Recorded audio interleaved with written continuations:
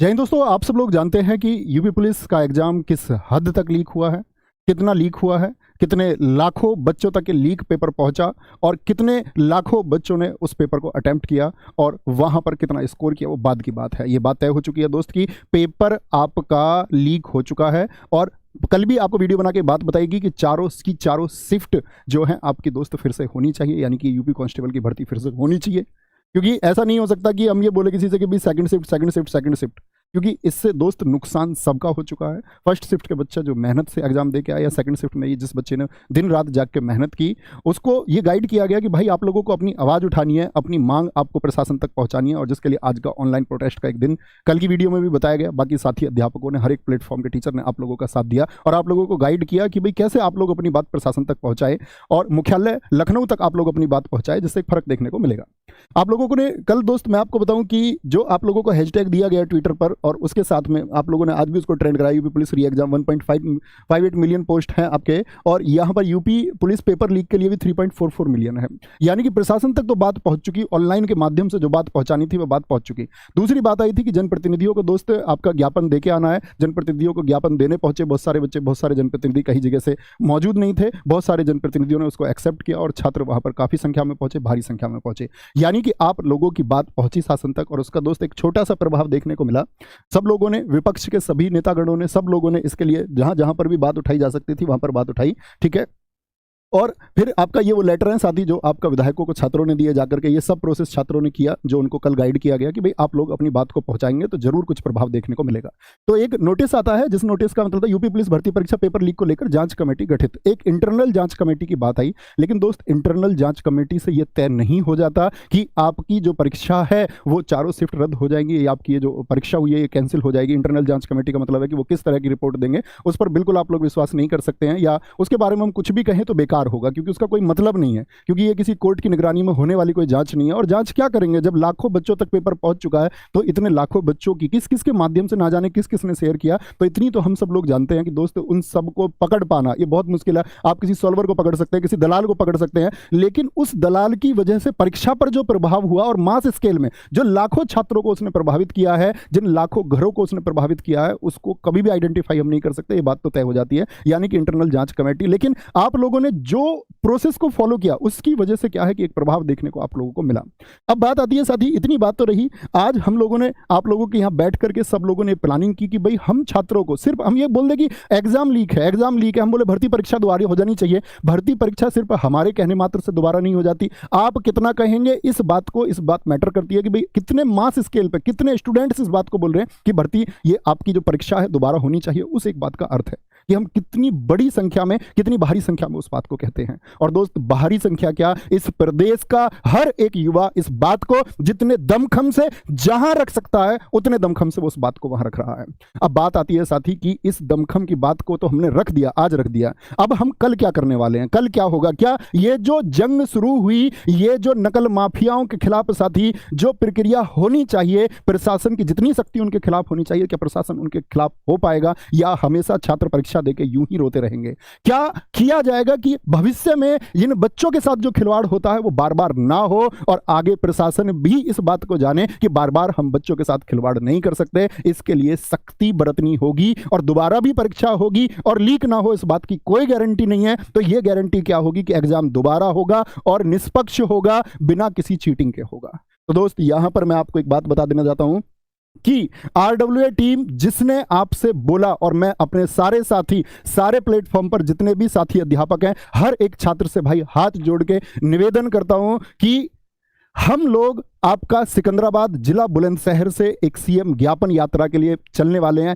भाई मैं पैदल चलने वाला हूं, इतनी बात याद रख लेना, पैदल चलूंगा तो लखनऊ जाके रुकूंगा, और लखनऊ जाके रुकेंगे तो ये परीक्षा दोबारा होके रहेगी। और इसमें आप लोग को क्या योगदान हो सकता है, आप लोग किस तरह से उसमें शामिल हो सकते हैं, क्योंकि भाई ये आपकी यात्रा है, आपकी यात्रा है। हम लोगों ने साथ पढ़ा है, हम लोगों ने रातों को जाग के पढ़ा है, हम लोगों ने वर्षों तक मेहनत की है, लगातार मेहनत की है। जो दर्द तुम्हारा होगा, कहते हैं कि जब परीक्षा होती है कि वो बच्चे की परीक्षा नहीं होती, वो एक अध्यापक की परीक्षा भी होती है, क्योंकि उससे उसको खुशी मिलेगी कि कितने बच्चों का सिलेक्शन हुआ, कितने घर हमने रोशन किए। लेकिन जब हमको पता चलता है कि रोशन तो तुम छोड़ो भाई, सिर्फ यहां पर एक दर्द के कुछ देखने को नहीं मिलता, एक अगर मैं आपसे बात करूं, एक दुखी कहानी के अलावा यहां देखने को कुछ नहीं मिलता, आंसुओं के अलावा यहां कुछ नहीं मिलता, यहां पेपर लीक की चर्चाओं के अलावा कुछ नहीं मिलता।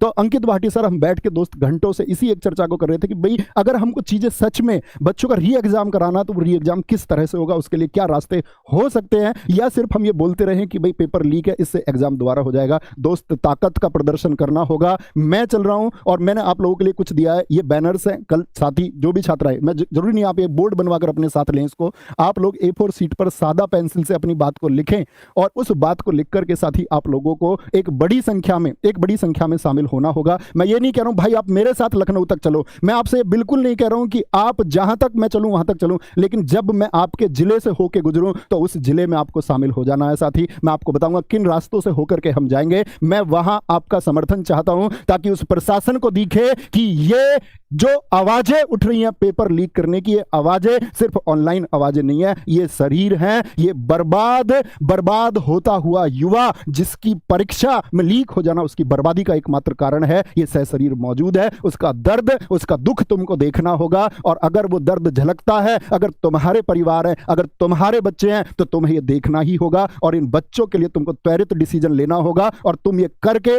दिखाओगे तो हम मानेंगे कि हम किसी रक्षक के तले पल रहे हैं, इस प्रदेश में किसी व्यवस्था के तले हम पल रहे हैं। नहीं तो भाई इन झूठे सपनों को दिखाने का कोई मतलब नहीं है, इस झूठी व्यवस्था का कोई मतलब नहीं है। तो हमारी मांग सिर्फ एक रहेगी कि कल साथी आप लोग जिसके पास भी जिस तरह से वो मौजूद हो पाए, जिस जिले से होकर के, मैं आपको बता देता हूं कि आप लोगों को कल क्या काम करना है। मैं आपको समय बताऊंगा साथी, ये यात्रा कब शुरू होगी, मैं बता देना चाहता हूं कि आप लोगों को कल क्या काम करना है।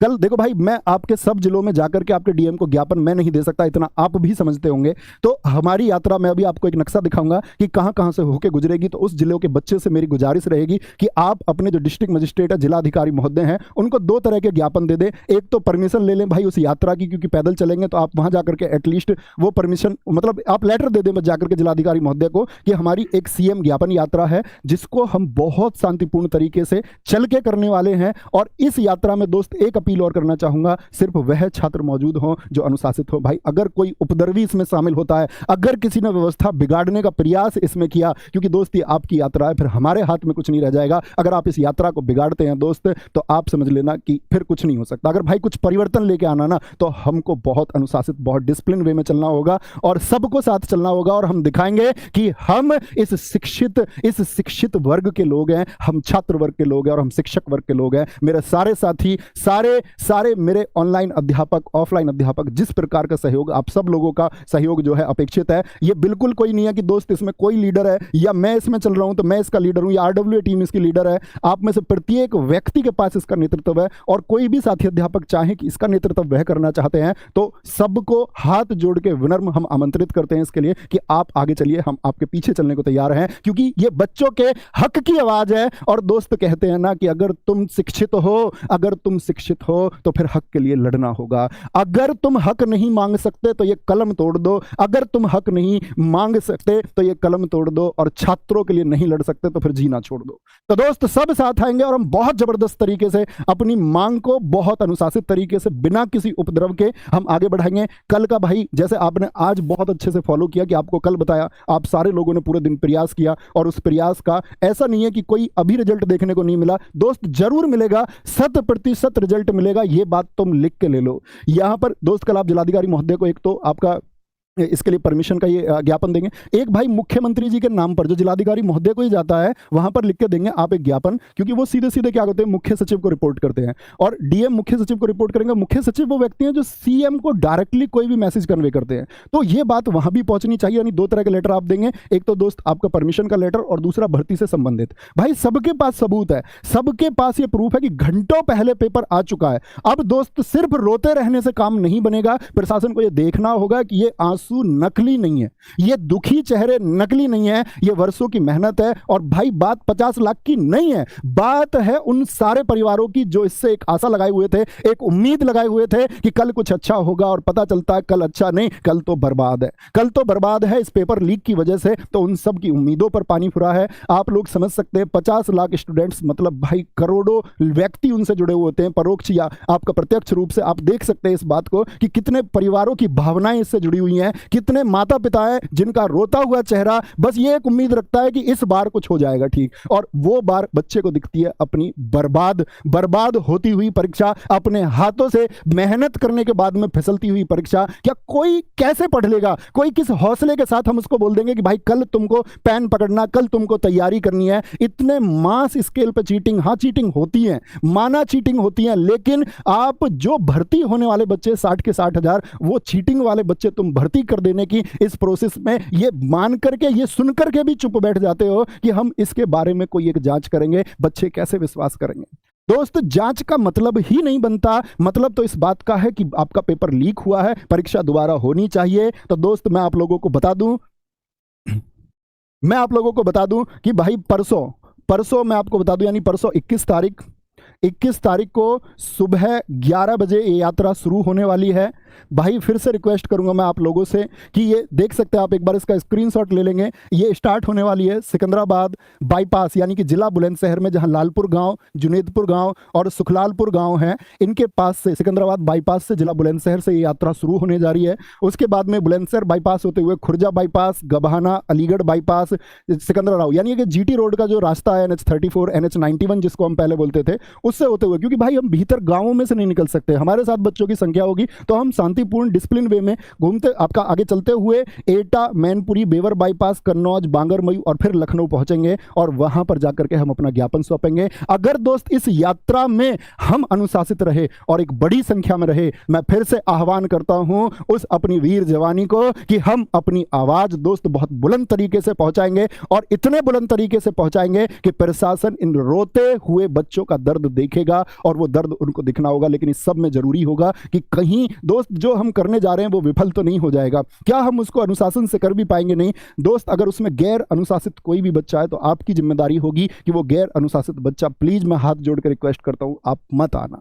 आपकी फिर जरूरत नहीं है, हमको जरूरत है उस एक स्टूडेंट की जो अनुशासित हो और सख्ती से भरा हुआ हो। बिल्कुल जरूरत नहीं है आप साथी मेरे साथ कितना दूर तक चलेंगे, बात है कि आप एक बार साथ देने मेरे पास आ जाना। बस एक बार अपने भाई के कंधे से कंधा मिला लेना, एक बार टीम के कंधे से कंधा मिला लेना, ये यात्रा दोस्त सफल होकर रहेगी, और परिवर्तन जो होगा आपको तुरंत देखने को मिलेगा। इसका जो भी रिजल्ट होगा आप देख पाएंगे कि हाँ रिजल्ट इसका आया है। तो दोस्त यहां सिकंदराबाद बुलंदशहर से शुरू करके हम लोग लखनऊ पहुंचने वाले हैं, और हर एक छात्र आए दोस्त। ऐसा नहीं हो कि भैया मैं नहीं आ पाऊंगा, फिर भाई मत लिखना किसी को, फिर मत लिखना कहीं ट्विटर पर किसी टीचर को, मत लिखना फिर यूट्यूब पर किसी टीचर को।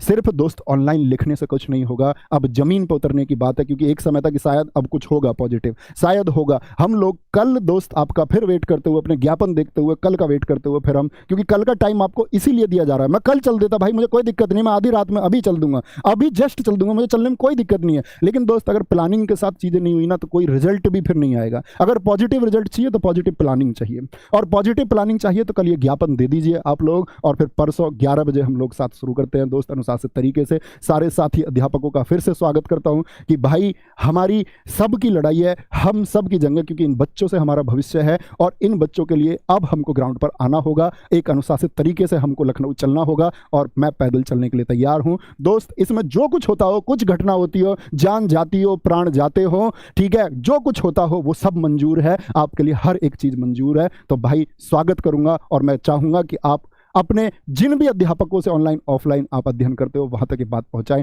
और सब इसके साथी बने, और उम्मीद करूंगा हम सब इसके साथी बनेंगे, और देखें दोस्त कैसे कैसे हमारी आवाज बुलंद होकर परिवर्तन नहीं लेके आती है, आएगा भाई। तो स्वागत है सबका परसों 11 बजे। Thank you.